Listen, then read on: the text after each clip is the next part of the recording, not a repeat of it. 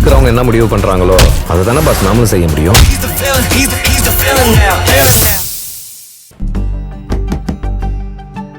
S come இன்.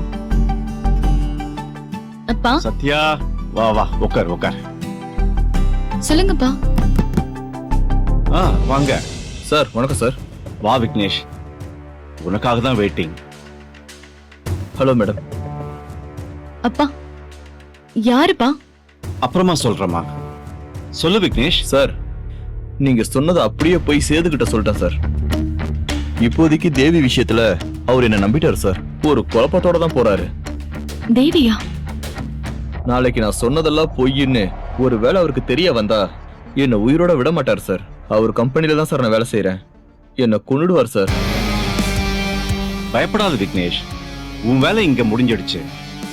இமீடியட்டா உன் வேலையை ரிசைன் பண்ணிட்டு என் மும்பை கம்பெனில போய் ஜாயின் பண்ணிட்டு நீ எங்க இருக்கேன்னு கூட சேதுக்கு தெரிய வராது.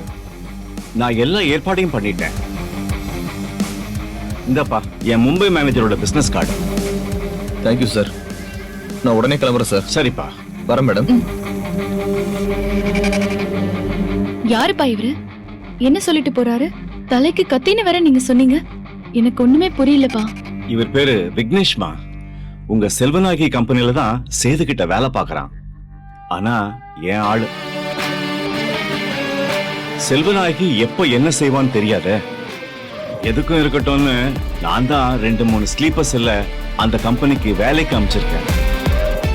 2 நாள் முன்னாடி சேது இந்த விக்னேஷ கல்லிடைக்குறிச்சிக்கு தேவிய பத்தியும் அவ ஃபேமிலி பேக்ரவுண்ட் பத்தி விசாரிக்க விக்னேஷ் அமைச்சிருக்கு.